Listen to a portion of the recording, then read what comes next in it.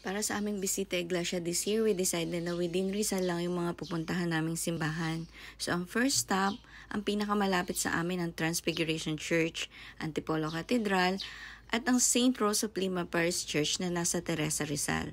Yung pang-apat naming church, matatagpuan na siya sa Morong Rizal, ang St. Jerome Parish Church.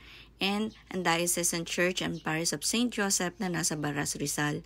Napakaganda talagang puntahan ng mga lumang simbahan. Parang bumabalik ka sa lumang panahon.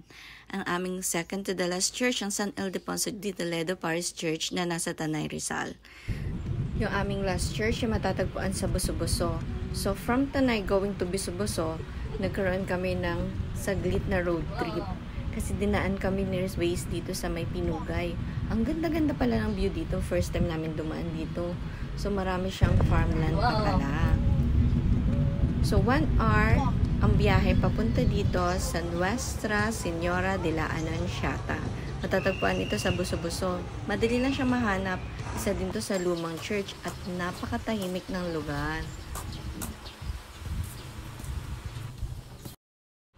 At para sa aming merienda, pizza, hotdog, and halo-halo sa Razons. Nag-lunch na kami kanina sa Morong and that's all.